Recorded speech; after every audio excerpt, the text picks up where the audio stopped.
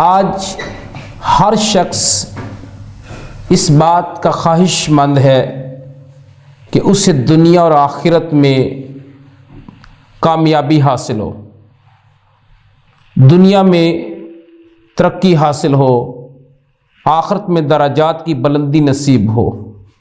آج ہر مسلمان کی یہ خواہش ہے کہ اسے عزت ملے، شہرت ملے۔ تو اس کا بھی اللہ تعالیٰ نے ہمیں راستہ بتا دیا ہے، کیونکہ کوئی زندگی کا ایسا شعبہ نہیں ہے جس کے بارے میں اسلام مکمل طور پہ رہنمائی نہ کرتا ہو۔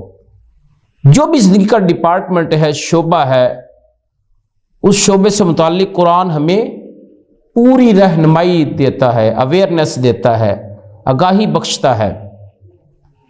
مگر بدقسمتی ہے کہ ہم نے قرآن و حدیث سے جو فیض لینا تھا اپنی زندگی کو سنوارنے کے لیے، بنانے کے لیے، ترقی حاصل کرنے کے لیے، درجات کی بلندی کے لیے، ہم نے قرآن و سنت کا دامن آج چھوڑ دیا ہے، جس کی وجہ سے آج ہم ذلت کا شکار ہیں۔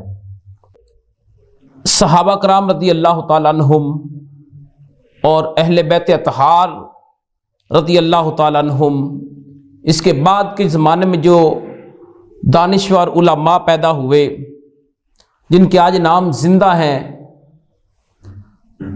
جو امت مسلمہ کے عظیم رہنما ہیں، ہیروز ہیں، اساتذہ ہیں، اب انہوں نے کیسے شہرت پائی، ان کے آج کیوں نام زندہ ہیں، آج ان کے چرچے کیوں ہیں؟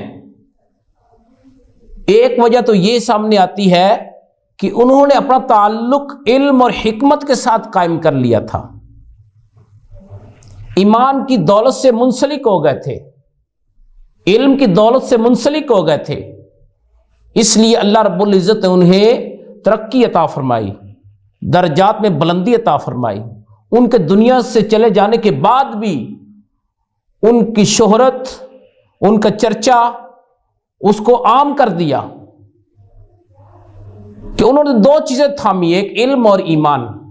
سورہ المجادلہ آیت 11 جس میں اللہ رب العزت نے فرمایا یرفع اللہ الذین آمنوا منکم والذین اوتوا العلم درجات، فرمایا کہ اللہ رب العزت تم میں سے ان لوگوں کے درجات بلند کرے گا کہ جنہیں اللہ نے ایمان کی دولت سے نوازا اور جنہیں اللہ نے علم عطا فرمایا، ان کے کیا کرے گا؟ اللہ درجات بلند کرے گا، اونچی شان عظمتیں عطا فرمائے گا، انہیں رفعتیں عطا فرمائے گا، دنیا اور آخرت میں عزت کی خیرات عطا فرمائے گا، کہ جنہیں اللہ نے دو چیزیں عطا کر دی، ایک ایمان اور دوسرا علم۔ علم کیا ہے؟ کسی شے کی حقیقت کو جاننا، کسی شے کی معرفت حاصل کرنا، اور جو علم اس کو اللہ کی معرفت نہیں دے سکا، جو حقیقت کی معرفت نہیں دے سکا، وہ علم نہیں ہے۔ علم وہ ہے جو بندے کو حقیقت تک پہنچا دے، حقیقت کی رسائی عطا کر دے، وہ علم ہے۔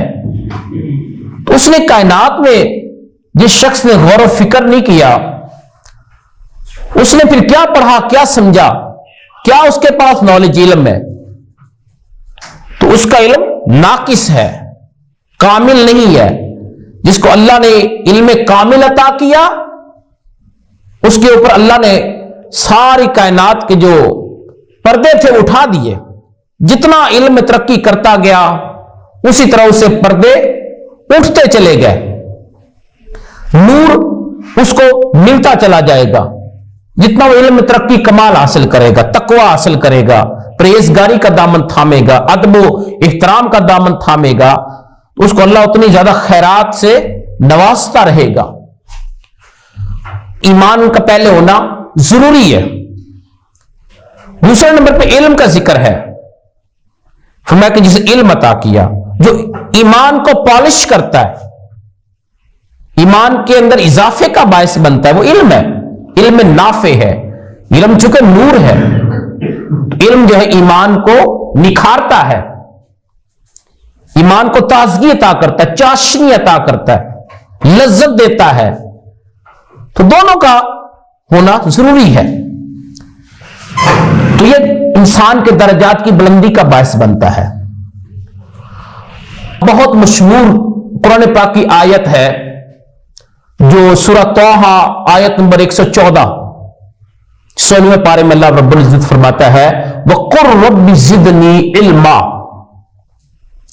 وَقُلْ، یہ کل سے نبی کریم رؤوف الرحیم صلی اللہ علیہ وسلم کو خطاب کیا گیا، آپ سے کہا گیا ہے. وَقُلْ، آپ کہیں، یہاں کہنے کی سے مراد ہے دعا کریں. کیا دعا کریں؟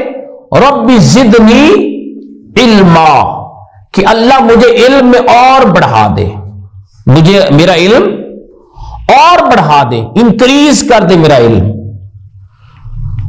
اب دیکھیں اللہ رب العزت نے حضور نبی کریم رؤوف الرحیم صلی اللہ علیہ وسلم کو بے شمار نعمتیں عطا فرمائی، بے شمار کمالات سے نوازا، معجزات سے نوازا، خیرات سے نوازا، اپنے فیض و برکات کی انتہا کر دی. لیکن اللہ رب العزت نے بے انتہا نعمتیں عطا فرمائی، لیکن کسی نعمت کے اضافے کے لیے اللہ تعالیٰ نے اپنے نبی صلی اللہ علیہ وسلم کو یہ نہیں کہا کہ آپ مجھ سے دعا کریں کہ جو میں نے آپ کو نعمتیں بخشی ہیں، کمالات بخشے ہیں، اس میں اضافے کی دعا کریں. کہیں بھی اللہ نے اس کا ذکر نہیں کیا، فقط ایک نعمت کا ذکر کیا. کوئی ایک ایسی نعمت ہے کہ اس کے لیے اضافے کی دعا کرتے رہیں. وہ کون سی نعمت ہے؟ وہ علم کی نعمت ہے. فرمایا کہ یہ جو نعمت ہے اس کے لیے آپ ہر وقت اضافے کی دعا کرتے رہیں، باقی کسی نعمت کے لیے ایسا نہیں فرمایا. تو اس سے بھی کیا ہے، علم کی اہمیت اور فضیلت اجاگر ہوتی ہے. مجھے اللہ نے حضور کو حکم دیا ہے کہ آپ دعا کریں میرے سے علم اضافے کے لیے، اور اس امت مسلمہ کو بھی حکم ہے کہ وہ بھی جتنا چاہے پڑھ لے، جو چاہے ڈگری حاصل کر لے، جس میدان میں چاہے ترقی حاصل کر لے علمی میدان میں، لیکن علم کا دامن نہ چھوڑے، بلکہ علم سے ہر وقت منسلک رہیں، اٹیچ رہیں. زندگی کے کسی بھی لمحے علم کا دامن نہ چھوڑیں، علم کے دامن سے جڑے رہیں، وابستہ رہیں. پھر کیا ہے، علم آپ کو ترقی عطا کرتا رہتا ہے، آپ کی معلومات میں اضافہ ہوتا رہتا ہے. جیسے ہی ہم نے کتابوں سے تعلق توڑ لیا تو علم سے محروم ہوتے چلے جائیں گے، تو ڈگری پھر ہمیں خالی فائدہ نہیں دے گی. تو علم حاصل کرنے سے متعلق بہت ساری حدیث موجود ہیں. یہ دو تو قرآن پاک کی میں نے آیات لی، ایک سورہ طٰہٰ آیت نمبر 114 اور دوسری میں نے سورہ مجادلہ آیت نمبر 11 کا ذکر کیا ہے. ان دو آیتوں کو میں نے آپ کے سامنے رکھا تھا. اب ہم کچھ احادیث دیکھتے ہیں، احادیث میں کیا فضیلت علم کی بیان کی گئی ہے. حدیث پاک ہے جو میں پیش کرنے لگا ہوں، امام ابن ماجہ نے اپنی سنن میں المقدمہ میں اس کو نقل کیا ہے. باب فضل من تعلم القرآن وعلمہ، اس باب میں نقل کیا اس حدیث کو. حضرت ابو ذر غفاری رضی اللہ تعالیٰ حدیث کو بیان کرتے ہیں. ابو ذر غفاری کہتے ہیں کہ حضور نبی کریم رؤوف الرحیم صلی اللہ علیہ وسلم مجھے فرمایا کہ لَأَن تَخْدُوَ فَتَعَلَّمَ آیَةً مِّن کتاب اللہ خَيْرٌ لَكَ مِنْ أَن تُصَلِّيَ مِئَةَ رَكْعَةٍ. آقا علیہ السلام نے فرمایا کہ ابو ذر کہ تم صبح اس حال میں کرو کہ صبح کے وقت تم قرآن مجید کی ایک آیت سیکھ لو، ایک آیت سیکھ لو، سمجھ لو، تو میں یہ عمل جو ہے یہ 100 رکعت نفل پڑھنے سے افضل ہے. کیا ہے؟ 100 رکعت نفل پڑھنے سے یہ کیا ہے؟ عمل افضل ہے.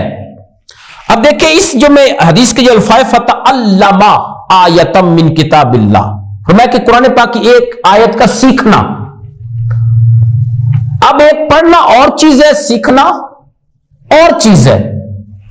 پڑھنے کے بھی بہت فضیلت ہے قرآن پاک کو، جیسے کہ مشہور حدیث ہے من قرأ حرفا من القرآن فلہ عشر حسنات، کہ جو قرآن پاک ایک حرف پڑھتا ہے اس کے لیے 10 نیکیاں ہیں. پھر مثال دی الف لام میم، یہ اس میں 3 حروف ہیں، 3 لیٹرز ہیں. تو الف پڑھنے سے 10 نیکیاں، لام پڑھنے سے 10 نیکیاں، پھر میم پڑھنے سے 10 نیکیاں، 30 نیکیاں ہو گئی. تو مثال بھی سمجھانے کے لیے دے دی ساتھ. تو پڑھنے کا بھی بہت اجر و ثواب ہے، لیکن سمجھنا، جو قرآن پاک کو جو نازل کیا گیا اس کا اصل مقصد کیا ہے؟ اس کو سمجھنا. یہ ہم سے کیا کہتا ہے اس کو سمجھنا ہے ہم نے. اس کا مقصد نزول یہی ہے. فقط ثواب کے لیے قرآن پاک نہیں اترا کہ ہم اس سے فقط ثواب لیتے رہیں. قرآن پاک کے نزول کا جو مقصد ہے وہ ہے اس کو سمجھنا، اس سے رہنمائی لینا، اپنی زندگی کے شب و روز کو بدلنا ہے. جب تک سمجھیں گے نہیں اس وقت تک اپنی زندگی کا شب و روز ہم بدل نہیں سکیں گے. تو قرآن پاک کو جو آج ہمارا رسم و رواج کیا ہے کہ آج ہمارا معمول آج یہ ہے کہ ہم صرف قرآن پاک کو رسمن پڑھتے ہیں. جو حقیقی تعلق قرآن سے ہونا چاہیے وہ ہمارا نہیں ہے. تو اس میں اس حدیث کے ذریعے نبی کریم رؤوف الرحیم صلی اللہ علیہ وسلم امت مسلمہ کا حقیقی تعلق قرآن سے قائم کرنا چاہتے ہیں، جوڑنا چاہتے ہیں کہ اے امت مسلمہ اپنا جو تعلق ہے قرآن سے رسمن نہ بناؤ، بلکہ کیا تعلق حقیقی قائم کرو.